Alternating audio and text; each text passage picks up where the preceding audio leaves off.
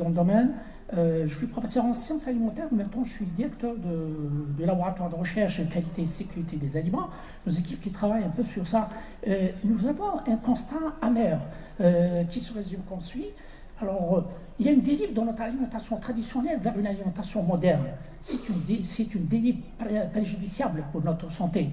Alors, tout simplement, pourquoi Parce qu'elle nous fait éloigner. Et c'est un éloignement dangereux de nos besoins fondamentaux encodés par notre génétique.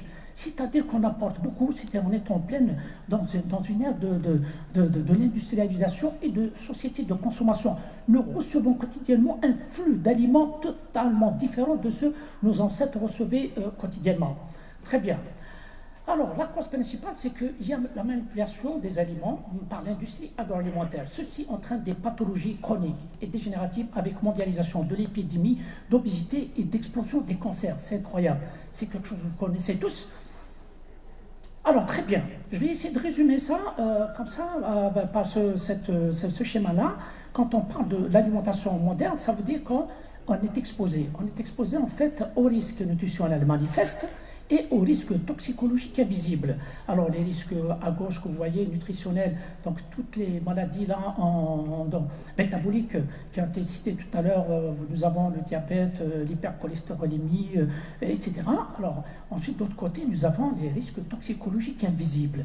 C'est-à-dire il ne s'agit pas de l'équilibre, il ne s'agit pas d'un excès de sucre, d'une carence en vitamines, non. Mais il s'agit bel et bien des molécules toxiques qui peuvent être véhiculées par les aliments que nous consommons quotidiennement. Entre autres, nous avons les pesticides, les antibiotiques, les mycotoxines, les méthanol, les dioxines, etc., les radioéléments, les OGM, tous ces éléments-là, quand ils entrent dans notre organisme, et je vous assure que beaucoup de phénomènes qui se produisent et qui échappent à pas mal d'entre nous et aux contrôleurs et même la communauté scientifique. Et malheureusement, maintenant, la recherche est très focalisée sur les effets, ce qu'on appelle cocktail. Parce que, en fait, les organismes de contrôle, qu'est-ce qu'ils font? Ils vérifient la conformité d'un produit. Ils vous disent, voilà, bon, ce produit-là, il contient des quantités de pesticides, des résidus, bon, conforme à la norme, c'est inférieur à la norme, c'est correct. L'autre, il vérifie les antibiotiques dans le lait, oui, il vous dit, ouais.